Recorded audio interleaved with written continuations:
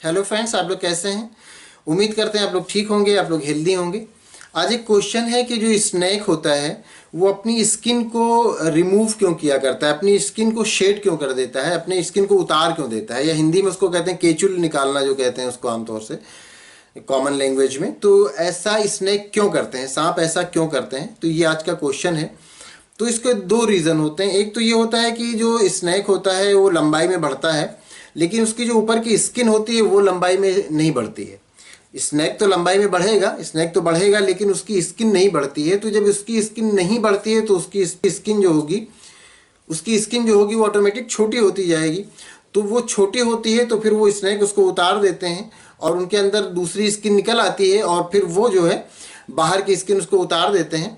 तो एक तो ये हो गया रीज़न कि स्नेक की ग्रोथ की वजह से। स्नेक ग्रो करेगा, बड़ा होगा और उसकी स्किन ऊपर की बड़ी नहीं होगी तो वो ऑटोमेटिक छोटी होगी और उसकी बॉडी से धीरे धीरे अलग हो जाएगी। और फिर अलग होकर वो पूरी ऊपर की स्किन को वो शेड कर देते हैं, निकाल देते हैं, उतार देते हैं।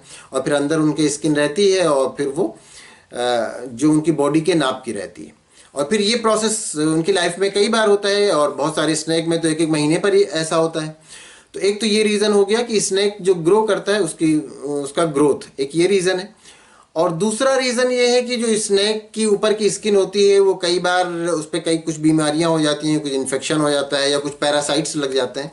तो उसकी वजह से भी वो स्किन शेड करते हैं, स्किन वो निकाल देते हैं। और फिर वो जो नई स्किन नीचे होती है वो उन बीमारियों से या उन पैरासाइट्स से फ्री होती है, उनमें वो बीमारियां या वो पैरासाइट्स नहीं होते हैं।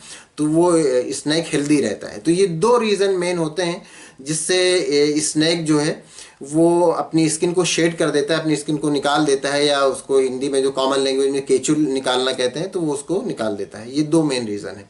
और इस प्रोसेस को इंग्लिश में कहते हैं इकैडिसिस, ECDYSIS, इकैडिसिस। इस प्रोसेस को इंग्लिश में इकैडिसिस कहते हैं। तो उम्मीद करते हैं आपको आपके क्वेश्चन का आंसर मिल गया होगा। Thank you.